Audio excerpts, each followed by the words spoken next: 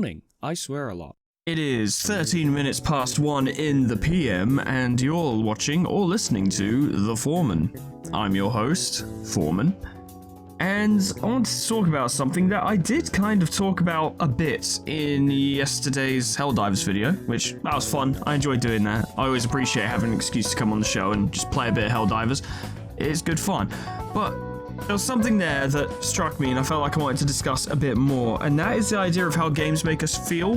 Which I know this is an incredibly basic topic, it's something that many people have talked about before, I'm sure. Game feel is well known, but there are many aspects of it, there are many little nooks and crannies and minutiae to it, there are many things to discuss in that matter. Like, when I talked about it yesterday, I discussed mostly how playing Helldivers made me feel so strong positive feelings towards a faction that didn't exist, you know, like quote-unquote patriotic feelings towards Super Earth, and how good a job the game itself, the art direction, the writing, the voice acting, and the music had done to make me feel quote-unquote patriotic for not only a faction that doesn't exist, but a faction that is evil.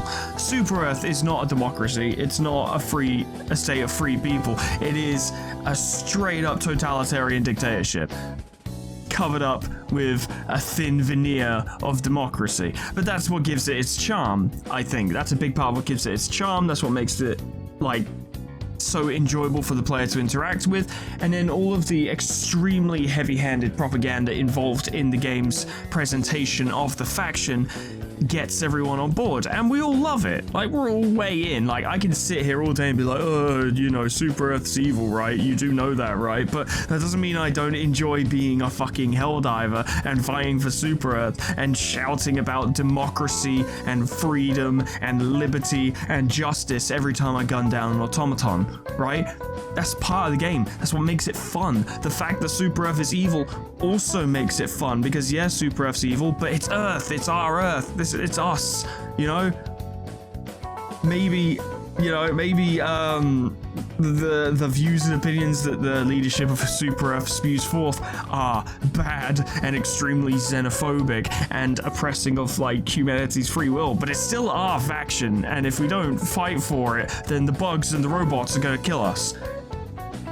It's reinforced, everything is reinforced by itself in the game. The reasons for doing what you do, the motivation to do what you do, the zeal with which you engage in what you do is all reinforced within how Helldivers presents itself, how Helldivers presents the world, the galaxy to you, and from the perspective in which it presents it to you. You are informed of the galaxy through loading screen tips, through what your democracy officer tells you, through what you hear from other Helldivers in combat as they're screaming about democracy and cups of liberty, which apparently there's quite a lot of. Is there something bigger going on? Probably, but it's not entirely relevant to us. We are just soldiers. We're just people with guns sent to do something. That is our job in Helldivers, and the game doesn't try too hard with this sort of thing. It just gives you a context, and it's a very enjoyable context, and it's very fun, and it adds enough details to be like, hey, this ain't all entirely kosher, to be honest with you, but the kind of the point is that not only do you not care, but no one in world cares either. And the people like the democracy officers come in to be like, oh, trust me, you want to be okay with this. You kind of have to be. But then other games do manage to approach this kind of thing as well, where it's like when I'm playing Fallout New Vegas, for instance, I don't always side with the NCR. I usually prefer to go for a free New Vegas, right? I tend to go the anarchist route, and then personally go around and mold New Vegas to how I want it to be, like wiping out Caesar's Legion, for instance. Now, obviously, that's not the perfect way to go, because the moment your character dies or leaves, I'm pretty sure New Vegas will just descend back into anarchy, but it's the most enjoyable and personally satisfying version of being the game for me. But whenever I play, I'm like, oh, I think I'll side with the NCR on this one. I can't help but be like, yeah, the NCR, we're all the people have got, like, we have, you know, obviously there are many things wrong with the NCR. The whole point of the NCR is that it is basically pre-war government with none of the lessons learned, basically, and kind of worse in some cases. Like, I definitely don't sit there and think, yeah, the NCR is definitely the best thing for the Wasteland and for the people of the Mojave, but you kind of feel it when you play for the NCR and you're hanging out with all these NCR characters, or at the very least from my perspective, my whole thing was like, I just want to help these soldiers, man. They're in such a bad position. NCR soldiers have such a raw deal. I want to help them so that these people can go back to their families and shit, and so that they won't die. Which is why when I do like a New Vegas, a free New Vegas run, I do always side with the NCR a bit. I tend to kick them out by the end of it, but I try to make things as nice for them as possible. Where I'm like, look, this didn't pan out for you guys, just go back the way you came. No hard feelings, right? No war's gonna happen, just off you go. Which is hopelessly naive for dealing with such a power, but that's kind of the joy of New Vegas, is that it makes me feel like all of that thought process I just applied to it actually means something, even though it fucking doesn't. Even though it is entirely all shit that is in my head and doesn't matter. The game makes me feel like it matters to me. It makes me feel like my interest, my emotional investment, the mental space I am allocating to the game is deserved and worthwhile, and I think that's really important in a game. The Project Moon games are great for this as well. I won't go on about it too much because most of the people watching this show are aware of this, but a lot of PM puts in a lot of work to make you appreciate the characters it puts in front of you. It makes you like them, or at least like watching them. Like, I'm not keen on Ishmael, but I appreciate seeing her do stuff as much, maybe not as much as anyone else, but nearly as much as anyone else. I think the roster would be lesser if she wasn't there, and she's like my least favorite member of the Sinners in Limbus, and I still think she should be there, and has value and adds value to the entire fucking game and the story. If I feel that way about the least of them in my opinion, the least of them from my perspective, then that says pretty good things about the rest of them as well. PM definitely feels like it rewards emotional investment, and that's something I appreciate, and it makes you feel warmly towards these sinners, even though they are shitty human beings. Like, some of them are just crap. Like, I adore Heathcliff, and he's definitely getting better over time, and I haven't started Canto 6 yet, so I don't know what changes happened to him there, because obviously there are going to be some significant moments for him, but A, he has been getting better, and B, he's just such a likable character. It's just hard not to like him. Even though he is a twat, even though he is a violent, belligerent, tantrum-throwing, shouting and raving and argumentative dick, he's also a very likable character, and he's also very fucking funny and has great lines and has good moments with other sinners as well. It's all good stuff. I appreciate this in XCOM 2 as well, where XCOM 2, especially, funnily enough, with mods, where I can really tailor things to how I want them to be, but it does give me that feeling of like, we gotta fight for Earth. Like, you know, we gotta stand up and throw off the oppressors. We gotta beat the aliens back. Does any of this matter? No, not really, but in the moment when playing the game, I feel it. I feel the peril that my soldiers are in, like my squad members are in, when I need to try and extract them from a mission, but one of them is just taking tons of fire and is pinned down, when I need to do a defense mission to protect a haven, and, you know, every civilian who gets gunned down, does that matter? Kind of, no, but also it really does, because I'm like, this is the resistance. This is the resistance, this is what we're fighting for, and the aliens are going after it, and I have to push them back. And the fact that XCOM 2 can do that is one of its many great successes. The biggest successes of XCOM 2 are obviously the gameplay, which is fantastic, and the modding scene, which is stupendous, but I've talked about that before and we're not going to harp on that today. But a lot of what I've talked about has been game feel in regards to, like emotional game feel, in regards to making me pleased with the faction that I'm a part of. But there's also something to be said for games that just make you feel certain things in general. Obviously, we have games that make you feel happy or excited or just the sensation of fun, right? And obviously you have games that make you feel sad or melancholy or angry when there's a villain who is a real fucking dick, which makes you angry. Characters die, this makes you feel sad and all that, but I think one of the most interesting examples of feeling, and there are many games like this, but this is just the one I have as a reference because it's the ones I've actually played through. Fear and Hunger series, boy, it sure does make you feel things. not good things. It makes you feel fucking gross. It makes you feel like you're sat in a room that hasn't been cleaned in like a month, and the lights are broken and off, and there are no windows.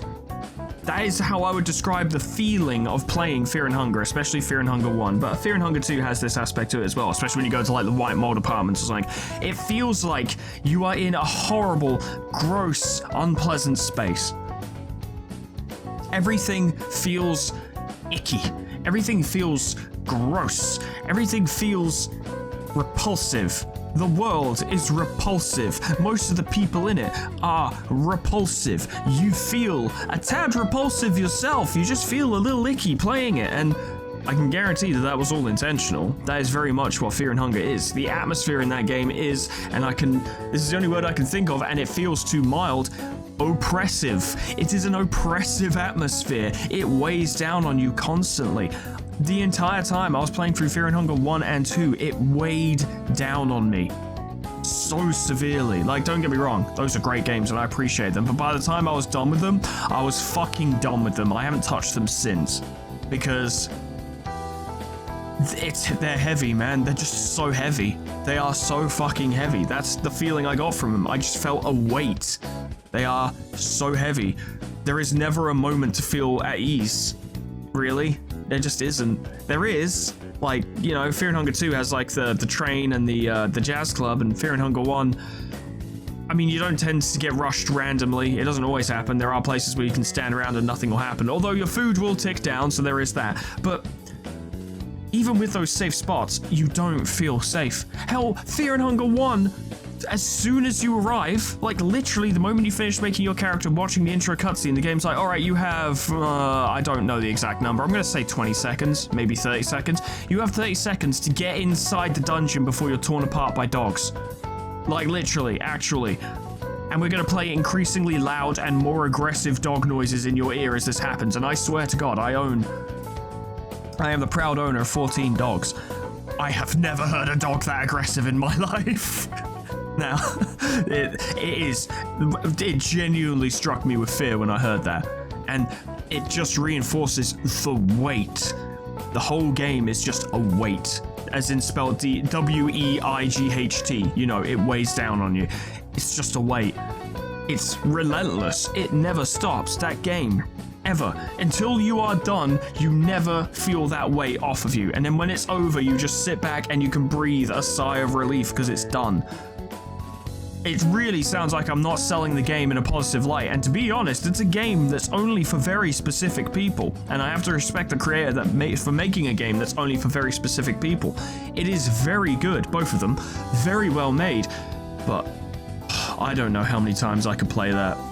I think it would be easier now that I've beaten it and I know what's going on. I would be a little less tentative, a little less worried, a little less anxious and stuff. I would feel less of the weight, I think, but no part of my soul has had any kind of urge to go back to Fear and Hunger, because it is oppressive. The feel in that game is strong. It might be too strong. It might provide too strong a feeling, but that comes down to individual opinion. If you're looking for a fucking horror game and aren't, shall we say, put off, because this would put me off, by possibilities of such themes as sexual assault, they are very good horror games. If those do bother you, I wouldn't recommend it, frankly. Although there are mods to cut out things like that happening, so, you know, you can work with it, but it's a game you need to be prepared to go into, is what I'll say. But we're wandering off topic slightly. The feel from Fear and Hunger radiates, it oozes feel, game feel, emotional game feel, makes you feel things. Oh boy, does it. Like, to be fair, and we'll move on from this in just a sec, because I don't want to harp on Fear and Hunger for too long, but the music that plays in the orphanage in Fear and Hunger 2 was effective. I was shocked, genuinely shocked, by how tactful and melancholy the orphanage in Fear and Hunger 2 was. Like, genuinely, it wasn't horror with, you know, the implication of suffering to kids played up. They didn't really go like, oh yeah, this place, oh, all the worst things happen, and we're gonna tell you in detail and even show it to you. The game was like, no, you understand. You know what kind of world this is. You know what kind of game this is. You know what kind of things happen here. And this is an orphanage in a place like that. You know what's happened here. We don't need to tell you. We just need to give you a tone. And frankly, your brain will just carry it from there. I think that is the strongest moment in Fear and Hunger in general, actually, across both games. I think that is the best, like, I don't know, I think that's the best moment in both games, which says a lot, actually, because there's a lot of big moments in those games, but that orphanage scene, or section, it's not a scene, it's a section, the feeling is so pervasive. It oozes through the fucking monitor. It's very impressive. I still wouldn't necessarily recommend you play it if you're squeamish on certain topics. I probably shouldn't have, but hey, let's move on from Fear and Hunger, shall we? You know, I see Amnesia: The Dark Descent on my Steam library, because it's, you know, begins with an A, so it's right at the top of the list, and that reminds me of that having a similar feeling to Fear and Hunger, of the pure levels of oppression and the weight. That game is such a good horror game for people like me, because it's not jump scares, or at least not like scripted jump scares. If you get jumped by something, that is naturally occurring. You could have spotted that thing before it got too close, you know, like it's all completely naturally occurring. But the darkness and the spookiness and the grossness of that mansion or castle, whatever the fuck it is, it's been a while, was very strong, and I definitely appreciated it. I won't harp on that too much, because that's basically the same conversation as Fear and Hunger, but that was a really solid one. But the ability to make you feel is super important. Like, I've been playing Wasteland 3 recently. I don't know if you guys are familiar with the Wasteland series. They're a series of like top-down CRPGs, I think made by some of the original creators of Fallout, who left Fallout to do Wasteland instead. It carries a lot of the same kind of humor and, you know, like over-the-top violence and stuff, and just there are a lot of similarities between the worlds of Wasteland and Fallout. Like, if you play Wasteland, you will notice.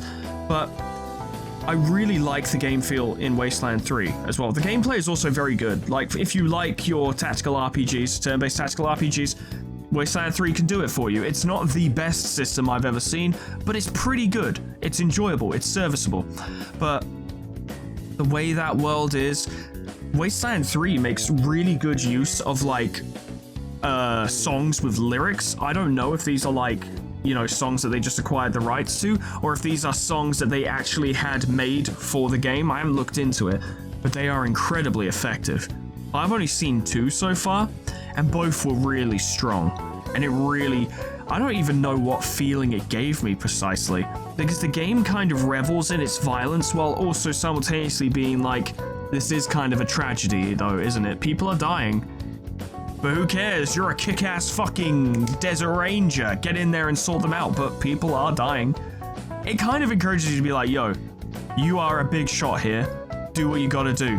But think about what happens when you do what you have to do, right? Consider what will happen when you go around throwing your weight around with a big gun and some other people aren't quite so lucky.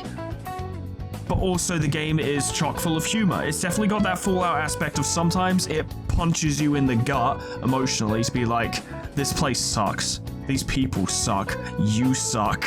Everyone sucks. While at the same time, I remember I was coming back from a particularly harrowing moment that occurred. I won't spoil any details on it, because if you want to play Wasteland 3 yourself, highly recommend it. You should go into it blind. It's a good time. But I remember coming back from that and walking through town, and I remember sat there thinking to myself, like, fuck, that actually happened. Like, what just happened actually happened, and that was a big deal, and oh my god, and a song played, and it was really cool, and also really dramatic and emotional.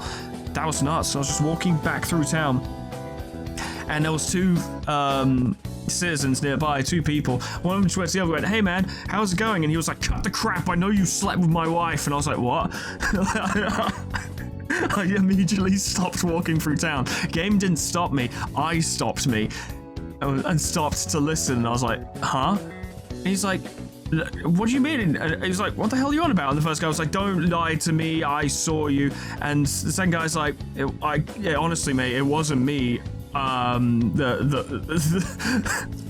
can't. The flag masks don't stand at attention, if you know what I mean. And the other guy's like, oh, sorry. And I was just stood there like, I've just witnessed like a horrible moral decision that resulted in the deaths of people, and now he's in and immediately saw this conversation 2 minutes afterwards, which is not scripted, not part of the story. It's just something that randomly happens. And I don't know, the world of Wasteland feels like a world. It really does, like Fallout does. Like it works for both, but I've been very impressed with Wasteland 3 so far. Like, I really like the game at the moment. It's actually really good. I haven't been able to play it much recently because Luke and Dan have been like, yo, let's play Helldivers, and I'm like, fucking finally I can play Helldivers with both of you, let's go. So I've put off the game a little bit, but I'm planning to continue playing it whenever I get a free moment because, God, it is good. The game feel is all over the place in that game, but in the right way. It feels like it really encompasses the broad range of emotions that are involved with being a power player in this kind of world, in making decisions that will affect people around you. Not like, oh, does this place have grain or does it not have grain, but more like, do I arrest this person? Do I shoot him? Do I turn him over to this person? Do I work with him? And what effects will these have? How will this piss off someone else? Will it piss off someone else? Maybe everyone will be fine with it. I don't know. Should I help this person out? Like, this person's been shot, should I help them? Or should I try and grant them peace in their last moments? But at the same time, it's like, should I drink a beer and punch out a wolf? Because I can. I've put points in brawling. I can do that, and Drunken Master is a fucking skill you can have. The game, like, much like Fallout, the game's nuts, but I feel like Wasteland does have its own identity, and it portrays a similar kind of game feel to Fallout, but in its own way. It is distinct, and I appreciate it very much. I'd highly recommend Wasteland. I'd say Wasteland 3 specifically, you don't need to play 2 and 1. I've played a bit of 2 and I found it a little bit player unfriendly, but if you like your complicated CRPGs, you'd probably like Wasteland 2, and you'll probably like Wasteland 3 as well. I'm not trying to do a fucking shill here, it's just I really like the game, and it is a good example of that game feel. To talk further on the subject, System Shock, the remake specifically, the remake of System Shock 1, which I've been playing on the channel at the time of recording. I love the feel of System Shock remake. Something about it, it's nothing especially deep in this occasion. This is not like the Fear and Hunger 2 or Wasteland 3 conversation. This is much less abstract, but I feel still holding its own value. Something about playing on System Shock, right? Playing on Citadel Station. Around every corner, an enemy could have respawned. Robots patrol, mutants patrol. You walk into a room and Shodan springs a fucking trap. You walk into another room and there's radiation everywhere. You gotta back out and try and figure out if there's a way through. Kind of being left to your own devices to figure out your own objectives, even though the game does provide you with objectives. You know, from where I've gone, the first one was stop the mining laser. And I think soon we're moving on to deal with the virus that she plans to ravage mankind with. You do have objectives, but the game doesn't go here, do this. It's like, look around, find out, figure it out, find out a way to stop what Shodan is doing. If you don't, you'll die, so you may as well. And then, you know, the small thing of if you go to the mining laser and just activate it without doing any of the things you need to do to stop it from firing at Earth, it will just fire at Earth, and that's a game over, because you destroyed most of Earth's population. Whoops. But I like the feel of playing the game. The mild amounts of paranoia, it's not... I never felt anxious playing the game, which I like, actually. It's not like a proper feeling of, like, nervousness. It's just like a bit of an on-edge feeling where you're like, they could be anywhere. They could literally be anywhere. I could walk into any room, they could have just spawned in there for all I know. There could be a trap in any of these rooms. Shodan's a fucker. She sets this shit up everywhere, and... she's doing shit and she's talking to you. It's spooky, but it's casual spook. It's casual horror is how I would refer to System Shock. And that sounds like such an insult, but it's not. It's very enjoyable, actually. It is casual horror with a focus on more survival horror-y gameplay, but the game isn't beating you over the head with spooky shit. It's an enjoyable, spooky experience. The horror is there, and it is real. You are way out of your depth. You are fighting an army of like cyborgs and mutants and robots and stuff, and it's clear that being turned into a cyborg is a painful and unpleasant process. This is reinforced multiple times, but it's not like, I don't know, it's not flinchy, jumpy, startly horror. It's just, you know what's at stake and you know how bad this place is. Get through and get it done. It's kind of similar to Fear and Hunger in that respect. Fear and Hunger is scary. Fear and Hunger is really scary. Fear and Hunger is not casual horror, but it does have that similar level of like, you know, we're showing you many things, but you know how bad this place is, and you know that you may well die here. And the only way that you possibly won't die here is if you push forward and get through it and fight carefully. And it reinforces that feeling of you need to be careful. You need to be careful, and unfortunately I'm not very careful in System Shock, but it's hard to be careful and record, you know? My brain has to go in too many different directions, but I like that game feel. I like that feeling that game gives you, which is I need to be careful. I actually genuinely need to be careful. I need to look around. I need to watch myself. I need to be prepared. I really like that game feeling. That is the right level of like tension and fear that I like. Not, well, you're walking along and it's possible that something might come around the corner and insta-kill you. Spare me. I don't like it. I don't like feeling like I have no control over my own fate.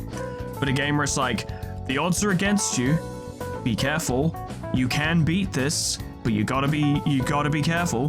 That I like. And then, if that's the case, and I'm shit and I fuck it up, I don't feel bad. Because I'm like, I should have been more careful. I should have looked around that corner. Should have made sure I had ammo. I shouldn't have wasted ammo on those guys before. I should have been listening. Instead of, well, I didn't run away from the thing that insta-killed me, so that's a shame. I guess it's game over. Alright. I get a jump scare for my efforts. Cool. I like how System Shock, the remake, because I haven't played the original, I know about the original, I've seen a lot of it, but I haven't played it. I like how the remake has handled it. It is an extremely enjoyable experience. I don't think it's a game that will be, like, in anyone's top 10 games. It's just not quite that kind of game. But it's very enjoyable. It's one of those games where you play it and you're like, that was fun. I like that. I want to play that again tomorrow night. I want to get back on this as soon as I can. I want to get through Citadel Station. I guess we focused a lot on horror today, but horror is a very easy kind of game field to quantify. Emotional response or emotional feeling from a game to quantify. Fear, anxiety, tension, nervousness, these are very easily quantifiable and identifiable. You kinda know when you feel anxious or scared, but it can sometimes be hard to boil down happiness to a specific feeling like, I don't know, joy or mirth or why you are particularly happy. You're just generally happy. So this is easier to bring down. But on the opposite end of the spectrum to Fear and Hunger, reminds me of my time at Sandrock, which is a game most of you are probably completely unaware of, but I did a couple videos on it because I liked the look of it, and after Fear and Hunger, I actually wanted something bright and cheerful, and wouldn't you know it, my time at Sandrock, which is funny because that sentence has like dual meanings of being the title of the game, and also I'm talking about my time at Sandrock, which is pretty fun, but it definitely had the exact opposite effect on me that Fear and Hunger did, where during Fear and Hunger I felt heavy. Everything felt heavy. It felt like I was being weighed down on. When I played my time at Sandrock, everything felt much lighter. I felt relaxed. I felt at peace. I felt chilled. I felt happy and bubbly. It's just generally uplifted. Uplifted is the best word I can think of. It might have been exaggerated by the fact that I had just beaten Fear and Hunger 1 and Fear and Hunger 2 back to back, and then went on to this. But it was so relieving. It was so pleasant to then move to something so nice with friendly characters and genuinely funny characters, actually. The game has surprisingly good characters. I actually like them. I haven't played it in a while because I kind of fell off it, but it's a really nice game. I actually genuinely recommend it, especially if you like your Stardew Valley type games. It's definitely good for that. It's really nice. See, this is exactly the thing I was just saying, right? It's easier to talk about horror than it is to talk about a nice game in terms of game feel. It's a lot easier to talk about negative feelings than positive feelings and to describe them, but I do want to emphasize how nice it was to play my time at Sandrock. It was so pleasant. It was so peaceful. It was colorful. The characters are ridiculous. They're so fucking stupid. And that's great. Penn is fucking hilarious. I love that guy. He is so funny. Like, genuinely. You guys saw but a fraction of the concerning behavior that Penn will, like, display. Just genuinely good. It was a genuinely fun experience. Although I just looked at my Steam library and noticed that the game is 37 gigabytes. So, you know, I hope you have some memory, but yeah, no, I really enjoyed that. I really did. I think I've labored the point enough for now, ladies and gentlemen. I would like to now hear of your examples and feelings on the matter. What games have prompted strong feelings from you? Now, it doesn't have to be directly relevant to the feelings I've presented or how I've described it. Just a strong feeling that you got from a game. Just general strong feelings. What made you feel something? Because as we may have all noticed, as you get older, you tend to get less strong feelings from games. You get a lot of those when you're younger, because it's your first experiences with such things and it's much more profound. But I am lucky that, especially through being the presenter of this show, I continue to find games that make me feel things and experience things and really resonate with an experience that a game is providing me with, which is really enjoyable. But like I said, I want to turn it over to you now. What strong feelings have you gotten from what games, and why do you think they made you feel that way? Let me know. But ladies and gentlemen, that's all for today from me. Thank you so much for watching, and thank you so much for listening. Special thanks to Lit Potatoes, Proxy, Caminera, Heartland, Harrick J, Dresso, Sion Distance, LOL, Final Legend, Etherbin, Linky, Xeon Cedar, Bimblewart, Majoko Maimoon, Alkia, Sweet Baby Red, Jessicitty, Plutonium Pie, Dreamer Ghost, Lepa Lullaby, K-Bub, Magical, The Frostbite, Monsoon, Warmasoku, SCP-106A, Namad, and Kenny T800 for supporting me on Patreon. Thank you so much, guys, and thank you all so much for watching and listening. Please do let me know what you think. Now, I know there are more games that have made me feel things and just generally have really good, provoke really strong feelings. I still don't know how to even refer to what I'm talking about. The title of this video will be a mess. But games like Pathfinder Kingmaker, some of the tracks in that resonated with me. The first boss theme in that game is really strong. Baldur's Gate 3 has a fuck ton of feeling in it. I could talk about that for ages, and it's kind of why I'm not, because this would be way too long. Warsaw, which was that game about playing as the Polish resistance in Warsaw in 1945. That game has some feeling to it, seriously, and there are many more games out there like this. There are so many, and it doesn't have to be big emotional like games as well. It can be something as silly as I played this, I was playing Dark Crusade and thinking to myself, man, this is fucking cool. That's a feeling. Just because it isn't a big, complicated, quote-unquote emotionally mature feeling doesn't mean it has any less value. A game that makes you feel is a game that makes you feel, and that's what I want to hear from you. But once again, thank you so much for watching. Whatever we talk about next time, and I have no idea, but whatever it is, I hope I see you there. Doodles, goodbye.